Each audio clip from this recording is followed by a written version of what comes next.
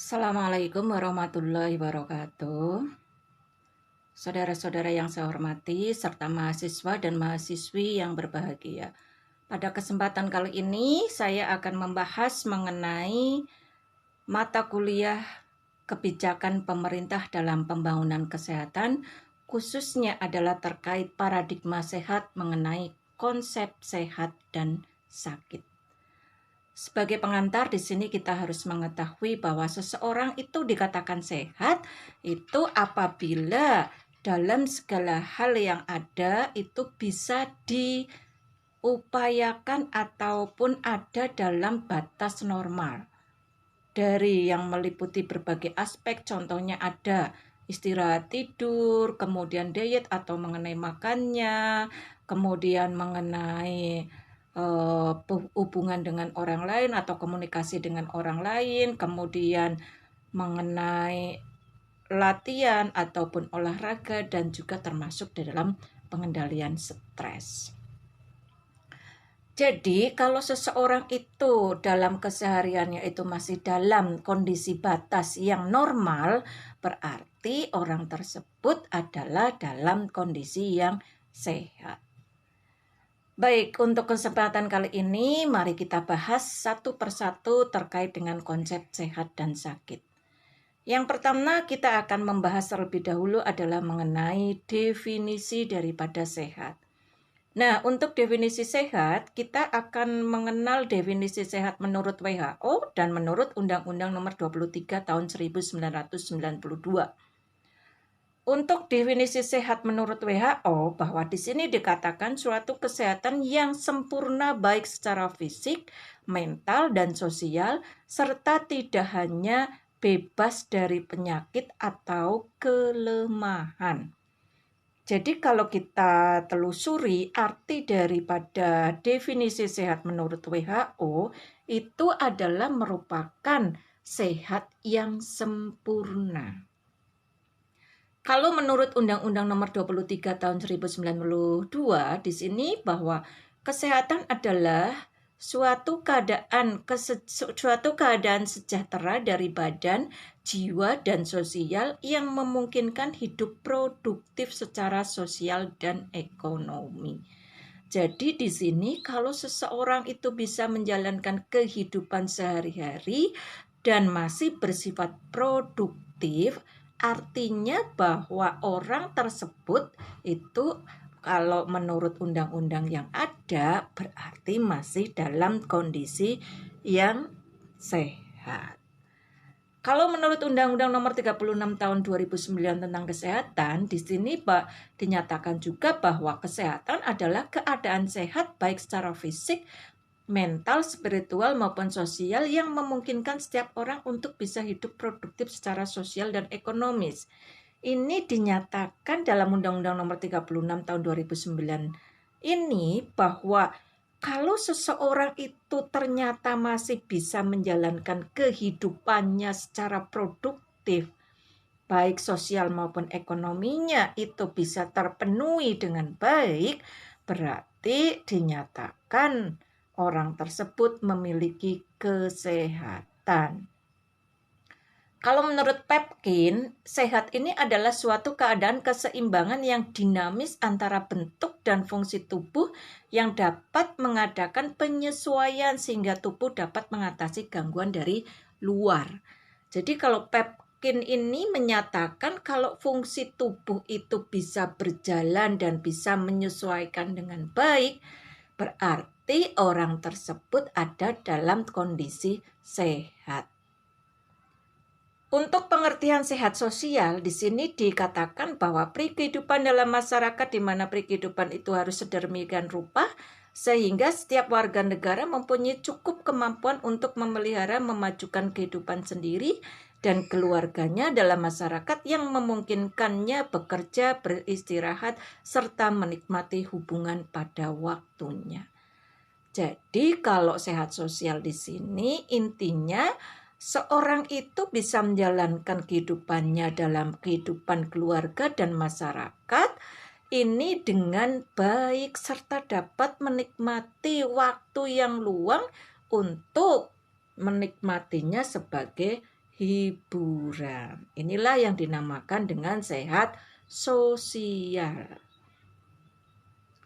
Kalau kita lihat untuk pengertian sehat secara fisik, itu adalah merupakan suatu keadaan bentuk fisik dan faalnya tidak mengalami gangguan, sehingga memungkinkan berkembangnya mental dan juga sosial untuk dapat melaksanakan kegiatan sehari-hari dengan optimal. Jadi kalau pengertian sehat fisik di sini adalah bahwa seseorang itu akan bisa menjalankan fungsinya dalam kehidupan sehari-hari secara optimal. Inilah yang dinyatakan dengan sehat fisik. Kita lihat ke konsep sehat sakit ya, ataupun konsep sakit. Dari konsep sakit ini kita akan mengetahui pengertian dari sakit. Sakit itu adalah suatu keadaan yang tidak menyenangkan yang menimpa seseorang sehingga menimbulkan gangguan dalam aktivitas sehari-hari, baik secara fisik, mental, maupun sosial. Jadi kalau menurut Perkin, orang dinyatakan sakit apabila seseorang itu sudah ada gangguan, baik itu dalam aktivitas secara fisik, mental, maupun sosial. Sedangkan kalau menurut Webster, yang dinamakan dengan sakit adalah keadaan tubuh yang melemah. Jadi kalau kondisi tubuhnya sudah melemah, contoh misalkan aja ya, duduk sudah ngelosor. Kemudian kalau misalkan berdiri tidak tegap, itu berarti contoh seseorang itu mengalami kondisi yang melemah. Nah, kalau sudah seperti itu, berarti bisa dinyatakan seseorang itu sakit. Itu kalau menurut Webster. Sedang menurut Kleinman, sakit itu adalah merupakan gangguan fungsi atau adaptasi dari proses biologi dan juga psikologi dari seseorang. Jadi kalau menurut Kleinman, ini seorang dinyatakan sakit bila fungsinya sudah terganggu. Baik itu dari segi biologis, psikologis, yang tidak bisa diadaptasi. Contoh misalkan gangguan pada sistem pernafasan, misalkan adanya flu. Nah, ini berarti adanya gangguan fungsi pada sistem pernafasannya. Nah, secara otomatis kalau seperti itu berarti menurut Kleinman orang tersebut dinyatakan sakit. Kalau kesakitan adalah apa yang dirasakan saat dia pergi ke dokter, sedangkan penyakit adalah hasil yang didapat sepulang dari dokter. Ini adalah menurut diagnosa Hellman tahun 1990. Untuk menurut Salam bahwa tahun 1988 ini dinyatakan bahwa reaksi personal, interpersonal, kultural, atau perasaan kurang nyaman akibat dari adanya penyakit ini juga dinyatakan sebagai sakit. Kalau kita lihat dari konsep sehat sakit, ini dapat kita simpulkan bahwa yang namanya konsep sehat sakit itu meliputi dua permasalahan, di mana yang pertama adalah terkait dengan kerentanan, yang kedua adalah terkait dengan keterpaparan. Di sini dapat kita lihat dari diagram yang ada bahwa apabila seseorang itu mengalami suatu kerentanannya adalah iya, keterpaparannya adalah iya, maka orang tersebut dinyatakan sakit. Kalau kerentanannya itu dinyatakan iya, sedangkan keterpaparannya dinyatakan tidak, berarti orang tersebut sehat. Sedangkan kerentanannya adalah tidak, keterpaparannya iya, ini juga bisa dinyatakan sehat.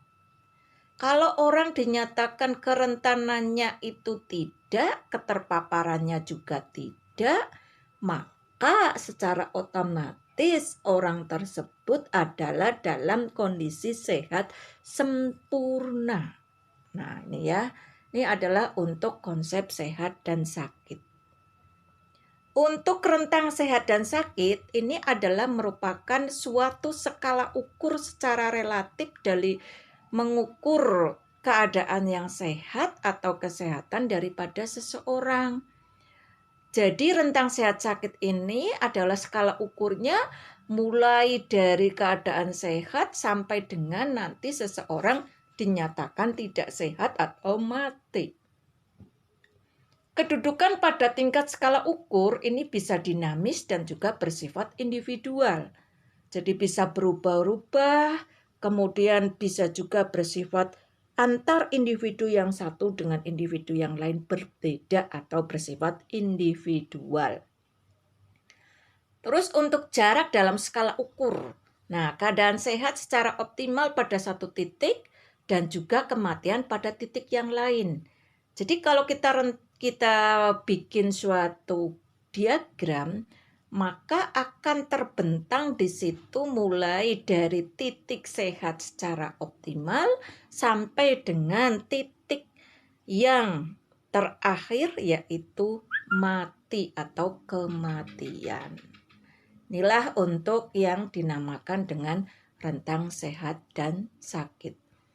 Kalau tahapan sakit, di sini saya melihat dari Sukman bahwa yang dinamakan tahapan sakit itu meliputi tahap mengalami gejala, tahap asumsi terhadap peran sakit, kemudian tahap kontak dengan pelayanan kesehatan, tahap ketergantungan jika profesi kesehatan menvalidasi, dan tahap penyembuhan.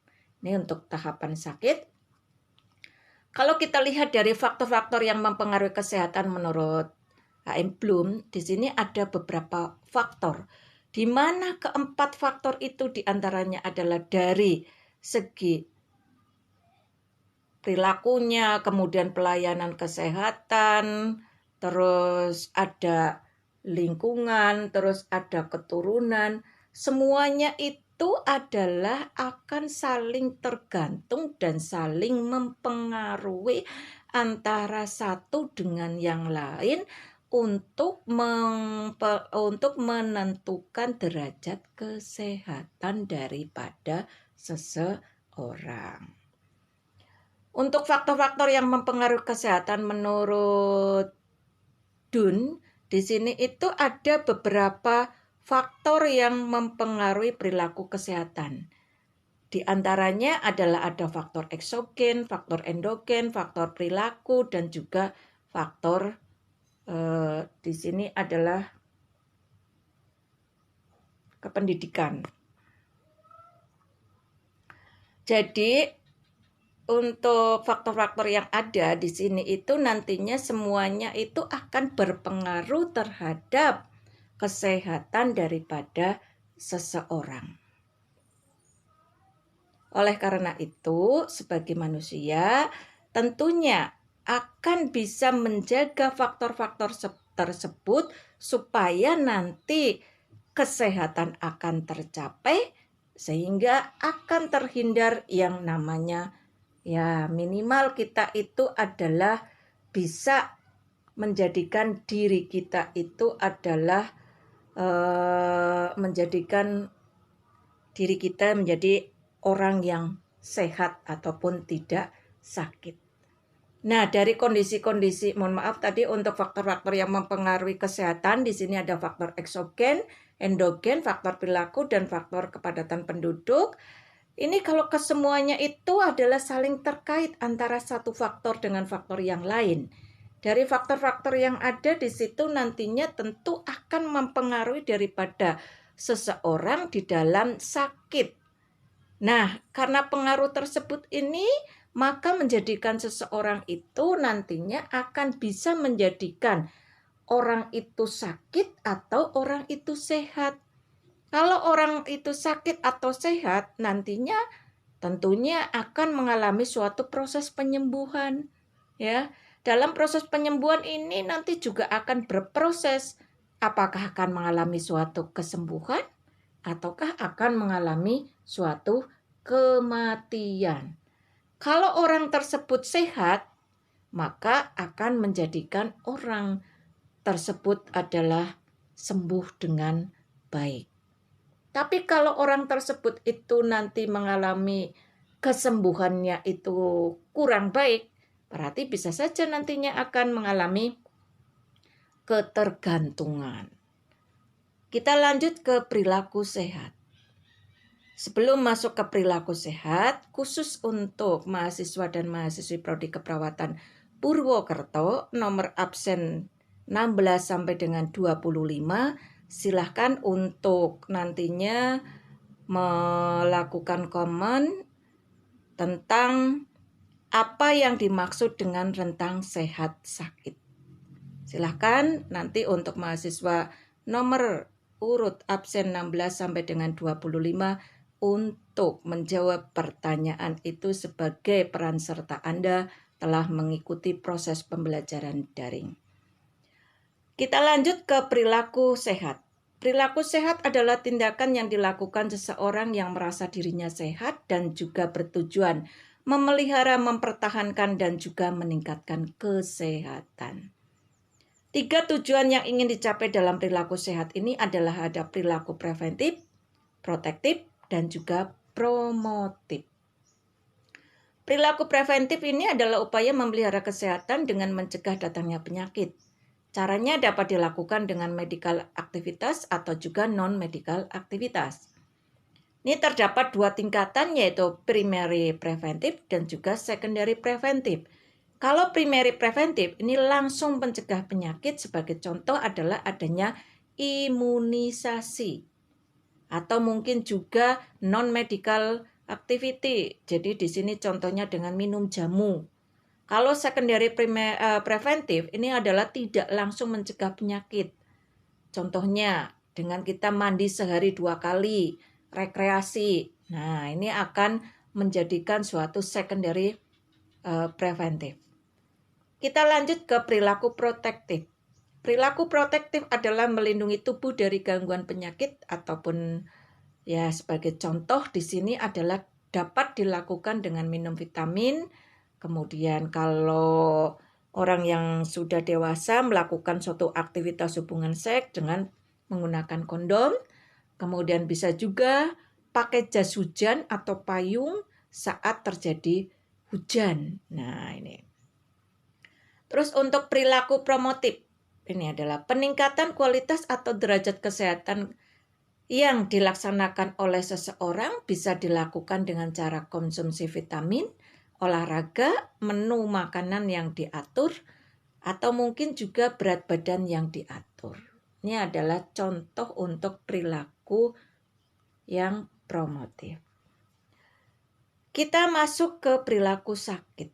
Perilaku sakit kalau menurut Solita Sarwono itu adalah bahwa perilaku sakit merupakan suatu tindakan yang dilakukan orang yang merasa dirinya sedang sakit agar memperoleh kesembuhan. Sedangkan kalau menurut Fauzi Muzaham, bahwa perilaku sakit adalah cara seseorang bereaksi terhadap gejala-gejala penyakit yang dipengaruhi oleh keyakinan-keyakinannya terhadap apa yang harus diperbuat untuk menghadapinya. Jadi intinya perilaku sakit ini adalah tindakan yang dilakukan oleh seseorang sebagai upaya untuk memperoleh suatu kesembuhan. Inilah kesimpulan daripada perilaku sakit. Kita bisa juga membedakan perbedaan batasan sehat dan sakit. Kalau kita lihat untuk ciri-ciri sehat, ini ada beberapa ciri, diantaranya adalah suhunya normal yaitu 36,5 derajat Celcius sampai dengan 37,5 derajat Celcius. Sedangkan tubuhnya sehat, bugar, dan juga tidak lemas. Wajahnya itu berseri, tidak nyeri, dan emosi stabil. Tidak ada gangguan fisik, psikis, maupun sosial. Selalu berpikir positif dan tidak merasa ada gangguan. Mampu melaksanakan segala aktivitas dengan semangat. Sedangkan ciri-ciri yang sakit, itu adalah suhunya abnormal lebih dari 38 derajat Celcius, kemudian tubuhnya lemas, lunglai, letih, dan tidak semangat dalam melakukan suatu kegiatan aktivitasnya, wajahnya pucat dan tubuhnya terasa nyeri, adanya gangguan fisik, psikis maupun sosial, selalu berpikir bahwa dirinya sakit atau sugesti dalam dirinya sendiri. Ini adalah perbedaan batasan sehat dan sakit. Jadi di sini kalau misalkan Anda merasa bahwa punya pikiran sakit, itu berarti sudah termasuk salah satu ciri-ciri dari sakit. Sedangkan untuk faktor-faktor yang mempengaruhi status kesehatan, sikap, dan perilaku, di sini itu ada beberapa faktor yang mempengaruhi diri seseorang tentang sehat. Di antaranya adalah yang pertama mengenai status perkembangan. Yang kedua adalah pengaruh sosiokultural, yang ketiga adalah pengalaman masa lalu, yang keempat adalah harapan seseorang. Ini beberapa faktor yang mempengaruhi diri seseorang tentang sehat. Ya, jadi kalau kita dari segi perkembangan, kemudian sosialnya, masa lalunya mengalami suatu gangguan, berarti sudah masuk ke dalam tahapan bahwa seseorang tersebut mengalami faktor yang mempengaruhi kesehatan. Untuk faktor yang mempengaruhi dari tingkah laku sehat, di sini ada beberapa di antaranya. Sehat dan sakit berada pada suatu rentang di mana setiap orang bergerak sepanjang rentang tersebut. Kemudian rentang sehat dan sakit, di sini itu mulai dari suatu skala ataupun alat ukur yang ada. Kemudian dilihat dari kedudukannya pada tingkat skala ukur dan juga jarak dalam skala ukur. Nah, dari itulah makanya kita akan mengetahui faktor yang mempengaruhi tingkah laku sehat. Untuk 4 aspek peran sakit menurut Pearson di sini itu memandang ada 4 aspek dari peran sakit. Yang pertama, klien tidak memegang tanggung jawab untuk kondisi mereka. Itu selama sakit. Yang kedua, klien dibebaskan dari fungsi tugas dan juga sosial. Yang ketiga, klien diharuskan untuk berusaha memperoleh kondisi sehat secepat mungkin. Yang keempat, klien dan keluarga harus mencari bantuan orang yang berkompeten. Ini adalah 4 aspek peran sakit menurut Pearson. Sedangkan tahapan-tahapan sakit menurut Sukman, ini ada beberapa tahapan. Bu Aris juga di sini tidak akan membahas secara keseluruhan, karena sudah dibahas di dalam mata kuliah kebutuhan dasar manusia, di mana untuk tahapan-tahapan sakit menurut Sukman itu ada tahap transisi, kemudian tahap asumsi terhadap sakit, terus ada tahap kontak dengan pelayanan kesehatan, tahap ketergantungan, dan tahap penyembuhan. Itulah mengenai tahapan-tahapan daripada sehat ataupun tahapan-tahapan sakit menurut Sukman.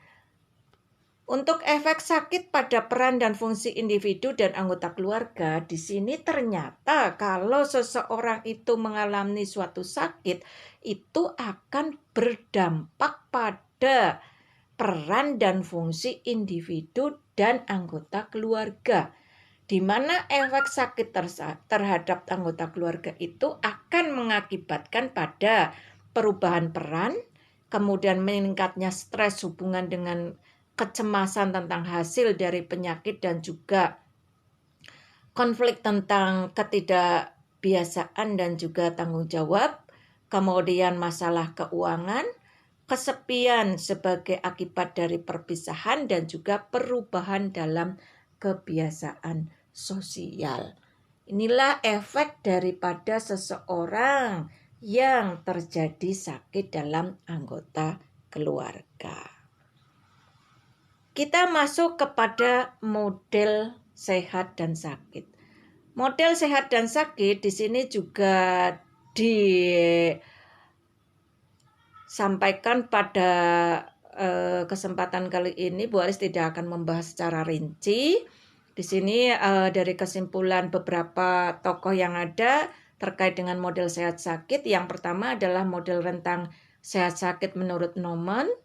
Ini dinyatakan bahwa sehat dalam suatu rentang merupakan tingkat kesejahteraan klien pada waktu tertentu yang terdapat dalam rentang dan kondisi sejahtera yang optimal dengan energi yang paling maksimum sampai kondisi kematian yang menandakan habisnya energi total.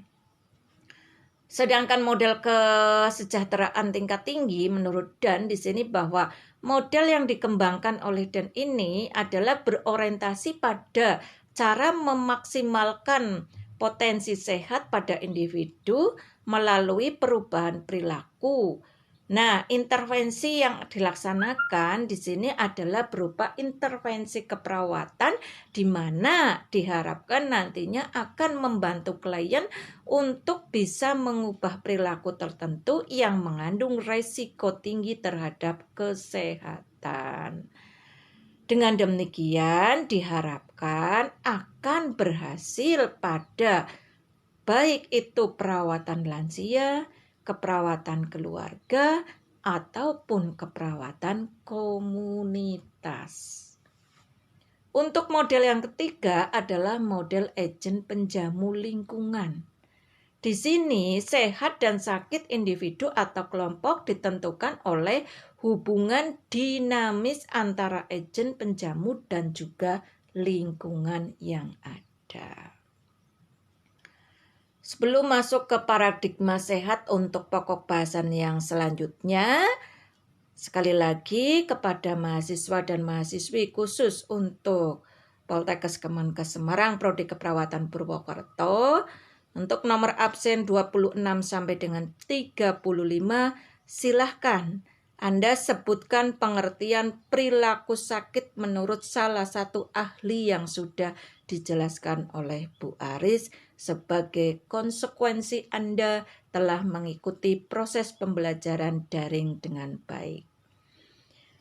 Oke, mahasiswa dan mahasiswi yang berbahagia dan Bu Aris cintai, serta semuanya saja yang sedang memperhatikan ataupun mendengarkan mengenai channelnya Bu Aris. Di sini Bu Aris akan lanjutkan terkait dengan mata kuliah kebijakan pemerintah dalam pembangunan kesehatan, khususnya adalah paradigma sehat. Sebelum kita masuk ke paradigma sehat, tentu kita akan mengetahui pengertian daripada paradigma. Pengertian paradigma ini adalah suatu cara pandang, cara menyikapi sesuatu, baik itu melihat, berpikir, menilai, menyikapi, dan juga memutuskan tindakan yang tepat untuk suatu hal. Alur pikir di sini yang menjelaskan adalah suatu fenomena, kumpulan rata nilai yang membuat pola pikir. Sedangkan paradigma sakit adalah cara pandang dalam upaya kesehatan yang mengutamakan upaya kuratif dan upaya rehabilitatif. Upayanya pada upaya penyembuhan, membuat yang sakit menjadi sehat, penyelenggara pelayanannya biasanya di rumah sakit, serta kesehatan menjadi suatu konsumtif. Nah, kalau demikian akan menjadikan borosnya suatu anggaran. Sedangkan paradigma sehat di sini ada beberapa pengertian. Kalau menurut Depkes RI bahwa paradigma sehat adalah hubungan teori yang membentuk susunan yang mengikut teori itu berhubungan satu dengan yang lain sehingga menimbulkan hal-hal yang baru yang perlu diselidiki. Sedangkan menurut Thomas Kuhn bahwa Di sini paradigma sehat adalah model pola pandangan dunia yang dilandasi pada dua karakteristik, yaitu penampilan dan kelompok yang menunjukkan keberadaannya terhadap suatu yang diyakini dan terbuka untuk penyelesaian masalah dalam kelompoknya. Kalau menurut Ferguson di sini bahwa yang dinamakan paradigma sehat adalah pola pikir dalam memahami dan menjelaskan aspek tertentu dari setiap kesehatan. Nah, dalam hal paradigma sehat, ini adalah merupakan perubahan mental dan juga watak atau mindset dalam pembangunan, di mana kita itu ternyata harus sudah melakukan suatu perubahan di dalam mental dan juga watak kita. Nah, mindset kita yang harus dirubah itu diantaranya bahwa kalau sehat itu dulu merupakan suatu kebutuhan, maka harus sekarang dirubah menjadi sebuah keperluan. Yang kedua, kesehatan sebagai konsumtif dirubah menjadi kesehatan sebagai investasi. Kemudian kesehatan itu hanya jangka pendek, dirubah menjadi kesehatan jangka panjang. Pelayanan kesehatan hanya merupakan pelayanan medis akan dirubah menjadi kesehatan sebagai pelayanan kesehatan. Kemudian paradigma yang kelima, bahwa yang namanya paradigma kelima itu adalah kesehatan terpecah-pecah atau terfragmen, menjadi paradigmanya adalah terpadu. Yang keenam, sehat itu hanya fokusnya jasmani saja, menjadi sehat itu fokusnya ada jasmani, rohani, dan juga sosial. Kemudian yang ketujuh adalah fokusnya pada penyakit, maka akan dirubah paradigma sehatnya menjadi fokusnya adalah segmen pasar. Yang kedelapan, sasaran masyarakat umum atau publik, maka akan dirubah menjadi bukan hanya sasaran masyarakat umum atau publik saja, juga merupakan sasaran bagi swasta ya. Yang kesembilan, urusan pemerintah ini juga menjadi urusan swasta atau masyarakat. Kemudian kalau fokusnya dulu paradigma sehat pada subsidi pemerintah, sekarang menjadi pengguna jasa. Biaya setelah pelayanan, kalau dulu, kalau sekarang biaya di muka. Contohnya BPJS, sebelum sakit sudah harus iuran dulu. Yang keenam, berfungsi sosial, yang sekarang ini, ke-12 ya maaf, berfungsi sosial. Kemudian yang sekarang ini berfungsi ekonomi. Yang ke-13 adalah bersifat sentralisasi, menjadi desentralisasi. Kemudian paradigma sehat kalau dulu bersifat top down atau dari atas, kemudian yang sekarang adalah dari bawah atau bottom up. Yang ke-15 adalah bersifat birokratis, yang sekarang ini bersifat entrepreneur. Yang ke-6, peran serta, yang sekarang menjadi paradigma sehatnya adalah bersifat kemitraan. Itulah perubahan paradigma sehat yang ada di negara kita. Nah, dari perubahan paradigma sehat, di sini sebagai cara pandang atau pola pikir pembangunan kesehatan yang bersifat holistik, kemudian praktik,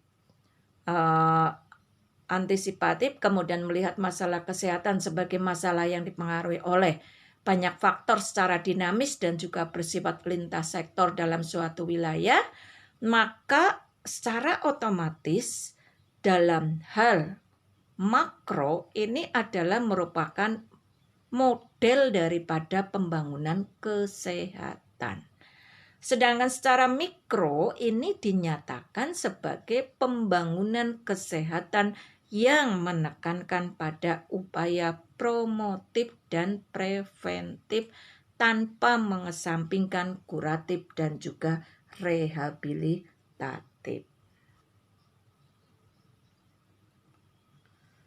Terus untuk konsekuensi ataupun implikasi penurunan perubahan daripada paradigma sehat, di sini kita lihat untuk paradigma sakit ke paradigma sehat, adanya suatu perubahan baik dari wahana, tenaga, sarana, ini yang akan mengalami suatu penyesuaian dan juga indikator-indikator derajat kesehatan yang perlu ditinjau ulang.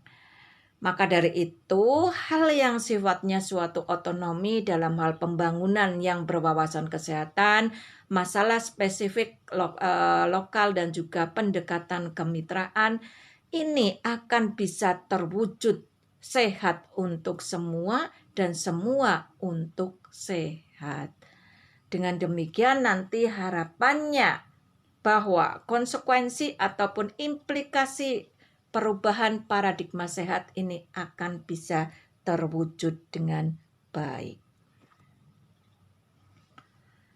Kembali kepada mahasiswa dan mahasiswi Poltekkes Kemenkes Semarang, Prodi Keperawatan Purwokerto, silahkan yang nomor absennya 1 sampai dengan 15 untuk menjawab pertanyaan apa yang dimaksud dengan paradigma sakit.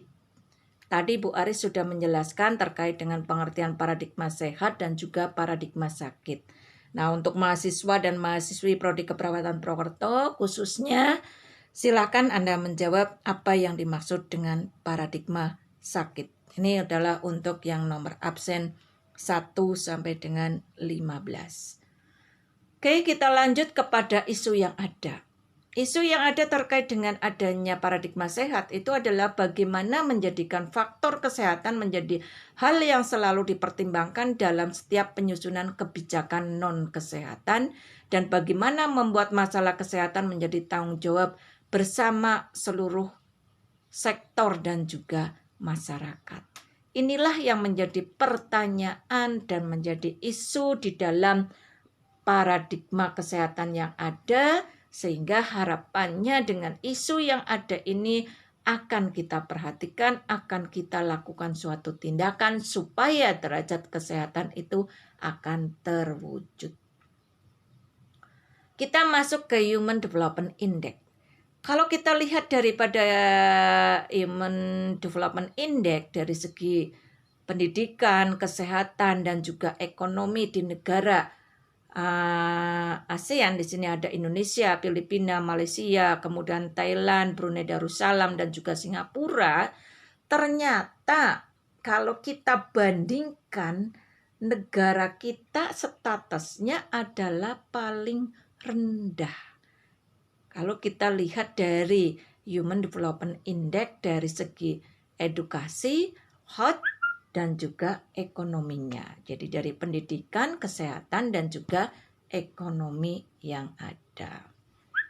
Hal inilah yang mungkin terjadi di negara kita karena adanya beban ganda penyakit. Nah, beban ganda penyakit inilah yang akan mengakibatkan nantinya suatu kesehatan yang ada di Indonesia itu akan menjadikan beberapa beban ganda ini yang sesungguhnya itu sebenarnya dapat dihindari, tetapi malah justru menjadi suatu persisten problem. Contohnya ada malnutrisi, kemudian ada komplikasi kelahiran, ada diare, kusta, dan sebagainya. Ini adalah merupakan salah satu daripada beban yang sesungguhnya itu dapat dihindari. Kalau hal-hal tersebut itu dapat dihindari, itu tentunya tidak mengakibatkan suatu beban ganda penyakit. Begitu juga terkait dengan emergensi epidemik. Ini juga nantinya akan menjadikan meningkatnya penyakit tidak menular, ruda paksa, gangguan jiwa, dan lain sebagainya. Nah, dengan adanya beban ganda inilah menjadikan mengatakan bahwa negara kita itu yang seharusnya itu tidak mengalami beban ganda terhadap penyakit tersebut bisa dihindari, ternyata justru menjadikan beban pemerintah. Nah, inilah yang perlu kita nantinya usahakan supaya hal-hal seperti ada diare dan sebagainya itu kita bisa menghindarinya supaya atau bisa dicegah supaya beban ganda itu bisa kita minimalkan. Nah, dari adanya beban ganda itu sebenarnya apa sih yang menjadi muaranya? Nah, kondisi lingkungan sosial kemasyarakatan yang menjadi suatu muara dari semua paradigma sehat yang ada itu adalah didasarkan dari kebijakan sosial ekonomi, kebijakan sosial politik, pemeliharaan keamanan, kebijakan sosial budaya, tingkat pendapatan dan juga tingkat pendidikan. Inilah sebagai muara adanya paradigma sehat sebagai pendekatan hulu. Nah, dengan demikian, kalau nantinya kebijakan sosial ekonomi, kebijakan sosial politik, dan sebagainya sampai tingkat pendidikannya itu baik, tentunya akan menjadikan paradigma di Indonesia itu khususnya paradigma sehat ini akan menjadi baik. Kita masuk ke prediksi kondisi kesehatan Indonesia abad 21. Ini diantaranya ada pelayanan kesehatan dasar akan diwarnai dengan masalah-masalah akibat krisis ekonomi, masalah pencemaran lingkungan hidup di kota besar sejalan dengan tingkat urbanisasi serta meningkatnya penyakit tidak menular. Sebagai bantuan maritim, keragaman geografi masih akan menimbulkan kesenjangan antar wilayah. Kesiapan SDM dalam desentralisasi juga akan menimbulkan masalah tersendiri.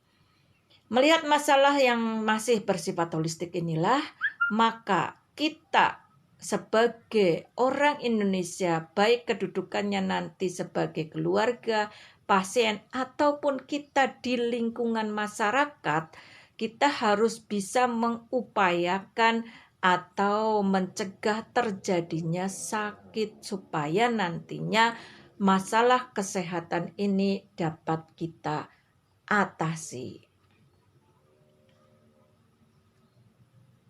Sebagai kerangka pikir dalam hal pembangunan kesehatan, kita melihat adanya kebijakan publik untuk Jawa Tengah contohnya pada tahun 2010. Ini kita lihat dari kebijakan yang ada. Nah, ini dari respon pemerintah yang terkoordinir, kemudian respon masyarakat yang terkoordinir, baik dari dalam hal keturunan, kemudian dari pelayanan kesehatan, perilaku hidup sehat, kemudian juga lingkungan. Ini apabila itu dilakukan dengan baik, saling berkesinambungan antara yang satu dengan yang lain, maka akan menjadikan Indonesia sehat, khususnya adalah di wilayah Jawa Tengah. Ini kalau kita lihat pola pikir paradigma sehat Indonesia Sehat tahun 2010, dari sehat adalah hak asasi manusia, sehat adalah investasi kualitas SDM, kemudian sehat adalah merupakan suatu anugerah, sehat adalah tanggung jawab bersama dan faktor lingkungan dan juga perilaku, adanya pencegahan dan juga penyembuhan. Dari semuanya itu akan berpengaruh besar terhadap strategi pembangunan kesehatan yang ada sehingga nantinya akan mempengaruhi di dalam pokok program dan juga akan mempengaruhi di dalam misi yang ada. Dari misi yang ada inilah akan menentukan Indonesia sehat. Nah, dari beberapa elemen yang ada, ini juga akan mempengaruhi daripada strategi yang ada. Sebagai contoh di sini adalah mengenai transisi epidemiologi dan juga demografi. terus globalisasi, desentralisasi dan juga reformasi, kemiskinan, kebodohan, kemalasan, keamanan, politik, ini juga semuanya akan mempengaruhi di dalam strategi dalam pembangunan kesehatan. Nah, dari semuanya itulah nantinya akan mempengaruhi terhadap pokok program yang ada dan juga misi yang ada untuk mewujudkan Indonesia sehat. Ini kalau kita lihat dalam human body system ya, kita lihat ini untuk berpikir secara sistem, ini bisa dilihat dari disiplin untuk melihat adanya keseluruhan bagian-bagiannya dan hubungan antar bagian untuk mengerti secara keseluruhan. Ini sebagai contohnya. Terus bagian hubungan antar subsistem dalam sistem kesehatan pembangunan. Ini ternyata untuk pembangunan kesehatan yang bermutu dan juga berkeadilan, untuk mewujudkan derajat kesehatan masyarakat yang setinggi-tingginya itu dipengaruhi oleh berbagai faktor, baik input maupun proses. Nah, input ataupun proses di sini diantaranya ada pembiayaan kesehatan, kemudian di sini sediaan farmasi dan juga pembekalan tenaga kesehatan, SDM kesehatan, pemberdayaan masyarakat, upaya kesehatan, dan juga manajemen kesehatan sebagai bagian dari input dan proses yang ada yang akan mempengaruhi terhadap output pembangunan kesehatan yang bermutu dan berkualitas, sehingga harapannya hasil yang ada atau outcome-nya adalah derajat kesehatan yang setinggi-tingginya. Kalau kita lihat konsep sehat sakit atau derajat kesehatan menurut Bloom, di sini ada faktor lingkungan, faktor penduduk, kemudian ada faktor pelayanan dan faktor perilaku, sikap dan gaya hidup. Ini adalah yang mempengaruhi derajat kesehatan. Untuk masalah kesehatan di Indonesia, ada pembangunan sektor terkait masalah kesehatan yaitu kependudukan, lingkungan fisik dan biologi berubah secara cepat. Kemudian ada transportasi mudah, komunikasi dan juga informasi lebih di dalam hal perubahan budaya dan adat istiadat. Terus peran ilmu pengetahuan dan juga teknologi, reformasi dan juga desentralisasi bidang kesehatan. Untuk upaya kesehatan meliputi pelayanan promotif, preventif, kuratif dan juga rehabilitatif. Isu strategisnya upaya kesehatannya meliputi promotif, preventif, kuratif, dan rehabilitatif. Sedangkan untuk pembiayaannya nanti adanya ketersediaan biaya kesehatan berbagai sumber, kemudian alokasinya lebih diutamakan pada kuratif dan promotif serta preventif, dana masyarakat miskin oleh pemerintah, kemudian dana masyarakat dan swasta itu menjadi berlebihan untuk perorangan, ya, belanja menjadi kurang terpadu sehingga mengakibatkan duplikasi atau kurang proporsional. Sediaan farmasi dan perbekalan kesehatan ini menjadikan suatu hal yang perlu kita perhatikan baik dari jumlahnya, mutu, kemudian terjangkaunya, aman dan merata. Terus untuk pembinaan dan juga pengendalian, terus mutu dalam hal pengembangan pemanfaatan obat, ini juga harus diperhatikan. Manajemen kesehatan, pemberdayaan masyarakat, ini juga perlu ditingkatkan terkait dengan kesadaran masyarakat, komitmen pemberdayaan yang kurang dari LSM, kemudian LSM, terus keluarga, pemberdayaan individu, keluarga dan masyarakat, kemitraan yang kurang optimal. Nah, semuanya itu harus kita upayakan. Sedangkan masalah kesehatan yang ada, itu ada peningkatan kasus, penurunan cakupan indikator, gap antara target dan juga kenyataan, gap antara aturan, standar dan juga keyakinan, deviasi atau sebaran. Masalah ada batasan tempat, orang, waktu, dan masalah-masalah kesehatan. Untuk rumusan masalahnya, ini bisa dilihat apa masalahnya dan apa indikatornya, di mana terjadinya, kapan terjadinya, berapa besar atau bagaimana terjadinya, dan siapa yang terkena masalah tersebut. Kita masuk kepada kebijakan Departemen Kesehatan tentang paradigma sehat.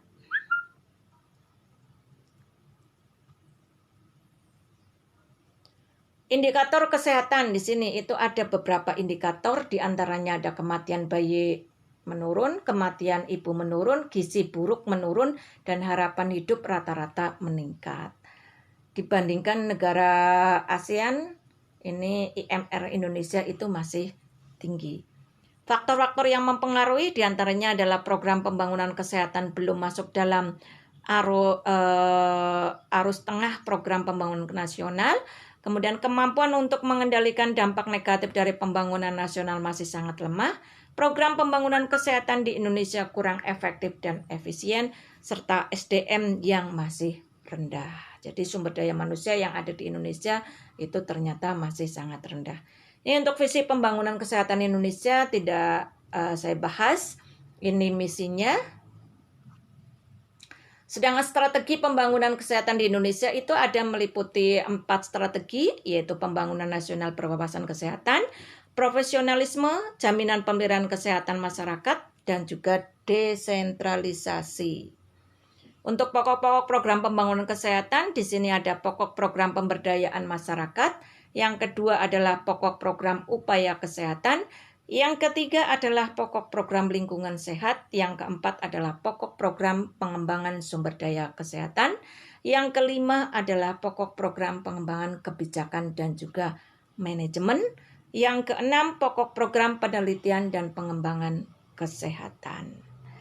Untuk 10 program unggulan, di sini ada program pencegahan penyakit menular termasuk imunisasi, program kesehatan dan kesehatan kerja, program pencegahan dan ruda paksa, program kesehatan keluarga, kesehatan reproduksi dan KB, program peningkatan perilaku hidup sehat, kemudian program lingkungan pemukiman, air dan udara sehat, program pengawasan obat, bahan berbahaya, makanan dan juga minuman, program perbaikan gizi, program anti tembakau, alkohol dan juga madat, kebijakan kesehatan, pemberdayaan kesehatan, dan juga hukum kesehatan.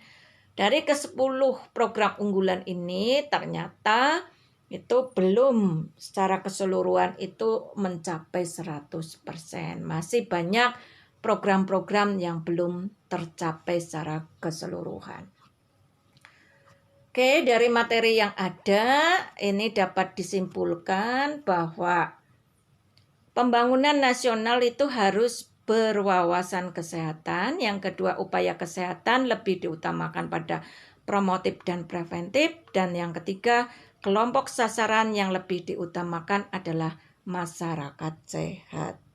Sebelum doa tutup, khusus untuk mahasiswa Prodi Keperawatan Purwokerto yang nomor absen 36 ke atas, silahkan untuk menjawab pertanyaan.